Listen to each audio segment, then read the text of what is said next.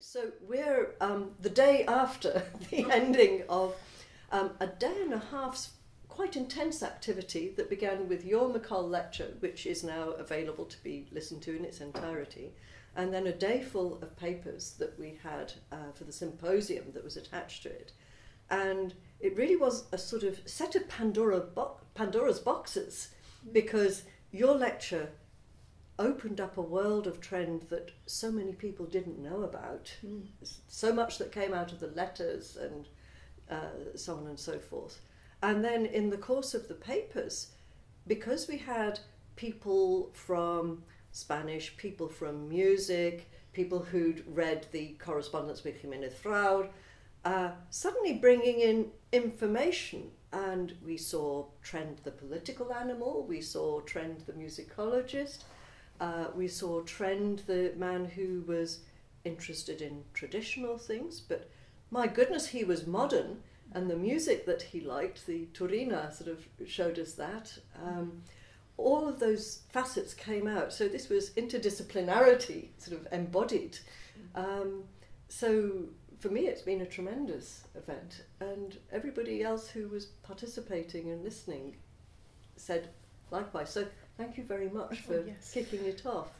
And it all began some time ago, didn't it? Well, not that long ago, when you really think of how much has been No time at accomplished. all. No. Yes, 2 years ago, I had, of course, for years been very concerned that JB's memory had been lost, because I knew he'd been, not only important to me, but to a lot of other people, and I thought he was, in this very Renaissance kind of interdisciplinary way, a tremendous scholar and man of learning, though he wore it very lightly. At one point, I wrote twice, I think, that this is going back further than 2 years, to, I don't know whatever you call him, the chairman or whoever it was, and said, I'm really concerned that nothing is being done, that Trend, who meant so much to me, and has been forgotten.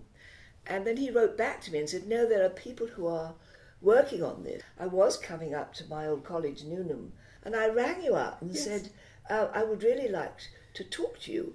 You were working, of course, on your enormous biography of Edward Dent. You had really discovered JB through your work on and his letters, and had a tremendous admiration for it. But I always remember you said, there's so much about Dent, I can't possibly do justice to him. And I said, well, would you mind very much, if someone, because I didn't want to intrude on your turf, and you said that you would like it. And from there it started off. And then, of course, I went to the Residencia in May with Nigel Dennis and filled in other aspects there. How much did you find just talking about the project actually made it come to life? Because I often feel that just talking like this stimulates you into thinking in different avenues than you otherwise would be locked into. I had never really thought of doing it. I've written other books. I'd never written a biography before. Though I do remember, and I can't remember on what occasion it was, I'm sure that when I was a student I said to JB once, I would really like to write your biography. And so many years later, it's sort of come about. No, you're right, because actually when the idea first came, my first concern was simply, is anybody doing anything about him? Then I discovered people were, and that then when the idea of the book developed, I was very, very excited about it. And you know how you suddenly have a sort of certainty, this is something I want to do and I'm going to do, and so, and I was very much aware, of course, of time's footsteps hurrying near, and so I wanted to get it done quickly. And again, the two of you, Alison and Karen, helped me so much, because it really wasn't very feasible for me to tramp around all the different places and looking up the material. And you helped me. There's been more material than we ever thought. Of course. And it keeps emerging. The library and the session that we had yesterday on the boxes, the famous boxes that we sort of knew about but not really. And the library has all these treasures, and it just needs somebody to say, hang on, there was a box there, or there's a catalogue here, and then with talking with people, you think, oh gosh, yes, we could see where this fits into. It's like having a living jigsaw when you particularly reading people's letters. I mean, Yes. the letters are yes. such good. Well, yes, and of course, but this is what I owe to you both, is that you sort of did a lot of the donkey work for me by, I told you the sort of things that I wanted, and you went and sought them out, and then thank God for photocopies. It was perhaps a little bit of an expensive way of doing things, but it was marvellous, because last year I thought, well, I gave myself a deadline, the 30th of September, and then I had all the stuff was there in my house. I didn't have to worry about climbing stairs to get to this or that, or when is it going to close, and how many days have I got. I could work to my own. Every morning I got up, I put everything else out of my life, and I just got up every morning at 6 o'clock and started writing. And it was so curious, because I felt quite bereft when I'd finished, because it was as if JB had been... Yes. You must feel this with your biography of Dent. And I had some other biographer recently saying that you sort of live with that person. Absolutely. And when you're reading their letters, and years ago, but seeing their really intimate thoughts about things, and suddenly they're not there anymore. Because there is all the problem. There's such a wealth of material, so much more to be done. And you say is yes, I mean, but I think that having the biography now and having had the symposium, it's given us a sort of focus point. And so by the end of yesterday, people were saying, "Oh, we think we ought to do this, and we think we ought to do that, and we could consider working in this way. We can go down the digital route." I think people are more aware of trend now, where before he had not been flagged up. And now they're thinking, oh, this is trend. We ought to catalogue these things. Because one of the problems is that there were very few survivors still who actually knew him, you see, and studied with him.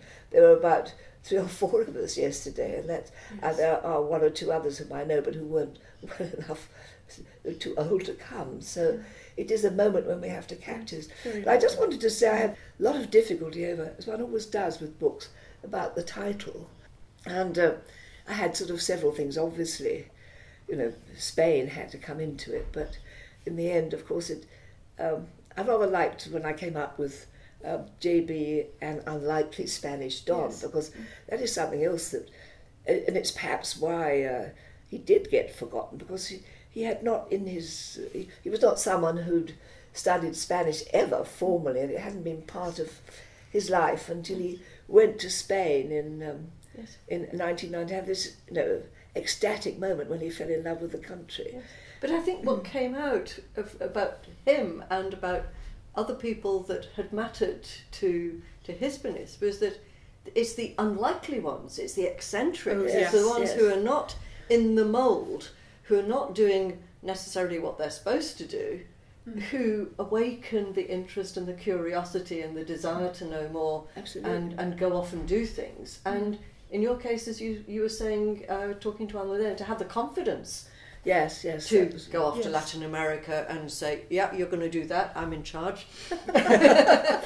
Well, yes, his favourite expression, if he liked something, was "it's alive," and he did sort of you can see it in all the letters and everything. The thing he most taught was live life to the full. He did it, and he gave one the inspiration to do it, and also to think that anything was possible. Because I came from rather unlikely circumstances, and then went on to do some really exciting things. He loved adventure, and he loved intrigue, he loved drama.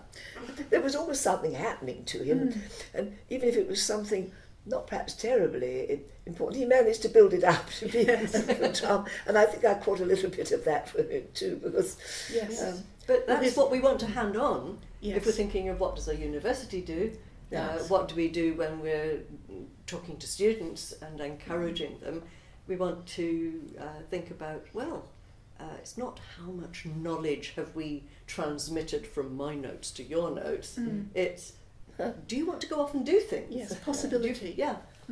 Perpetual possibility. Well, I think that's also one of the reasons why he did get a little bit forgotten, was that he cast his net so wide. He was not a scholar who could be renowned or remembered in academic circles, because he was the specialist on some particular period or some particular personal writer. He's just his grasp of from the Middle Ages to the poet who'd been writing the week before last when he was teaching us, absolutely, things like that. So it was, and it also the lateral thinking. He saw all these connections, like when he wrote to me once, I found all these letters, and he said, "I'd like to have your views as to what connections there are between the Archpriest of Hito, which was way back in the Middle Ages, and James Joyce." Well, who would really think about that? And I think that's one thing that came across yesterday very much, were in spite of the fact that they were very wide-ranging, his little books, they were full of insights. I mean, remarkable insights, people kept saying. And they were saying he was prescient. Yes. That's what they said about the musicology side of it. You know, he said, "I think," and they said, "and actually," sometime afterwards, people discovered that there was some real evidence for this intuition that he had.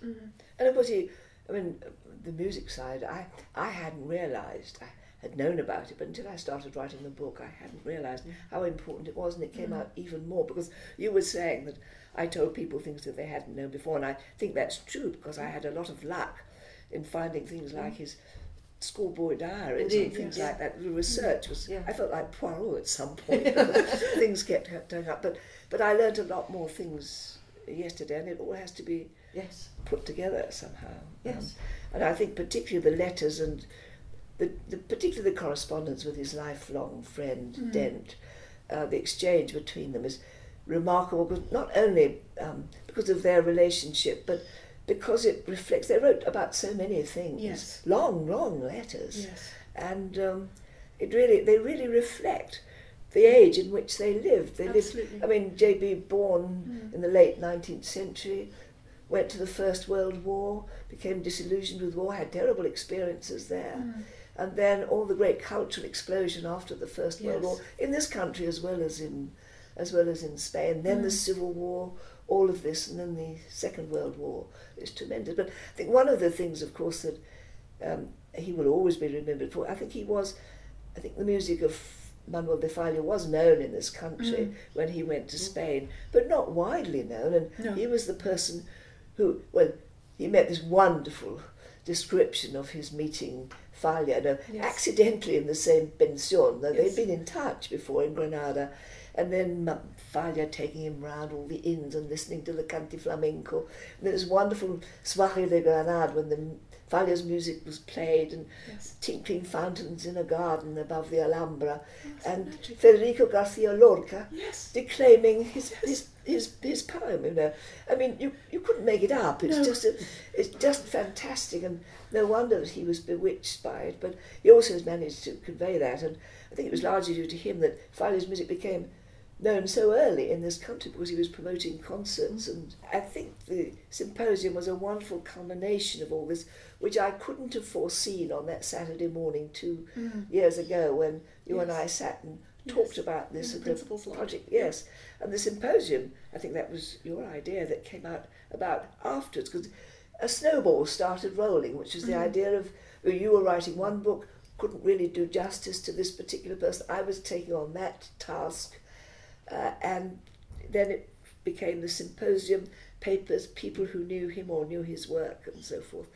And I think the symposium was really for me a great experience. I learned a lot from the papers from other people, and I think I want particularly to thank you both for organising the symposium, but also McColl, whom I had heard of the McColl lectures, but he was somebody who I think died in the 19th century, but we owe somebody who is still... Student in 1862, read moral sciences, went on to do law, and collected 600 Spanish books that he then left to the university library. But also we have to say our thanks to CRASSH. And what was marvellous, of course, was the interest was so great that we had representatives coming from Spain, from the Residencia de Estudiantes, which was a place which became JB's home from home in Spain in the 1920s, and where he met all these fabulous intellectuals and luminaries. And also there were people from Mexico even, which also became his he loved Mexico afterwards because he couldn't go to Spain anymore. He decided he would never go again after Franco came to power. And we got young musicians to play and sing things they'd never done before. And they loved them. And some of them were quite hard, the things that they did. Yes, the Torino and the quartet have said this is part of our repertoire. We love it. And that is really something. Yes, it's lovely.